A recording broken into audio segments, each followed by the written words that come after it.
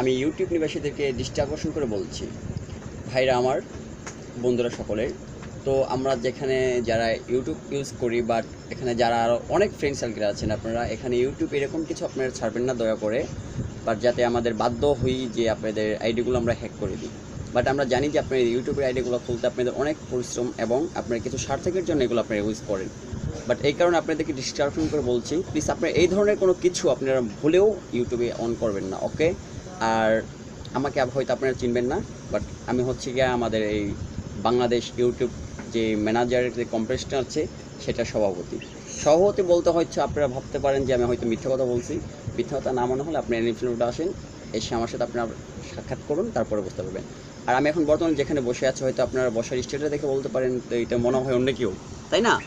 তো আসলে এটা আমার ফ্রেন্ড, তার স্টোর, সেখানে আমি বসে রয়েছি। তো আমি আজকে একটা ইউটিউবে খুব বাজে একটা দৃশ্য দেখলাম। এটা দেখার পর থেকে আমার কাছে নিজেকে খুব লজ্জিত লাগছে, আসলে আমাদের বাংলাদেশে কী হচ্ছে। তো আপনারা এরকম কিছু ছাড়বেন না যাতে আপনাদের এত পরিশ্রমের আইডিয়াগুলো যেন নষ্ট না হয়ে যায়। বাট এইদিকে আপনি একটু দৃষ্টি আকর্ষণ করে রাখবেন, ঠিক আছে? ওকে, বাই।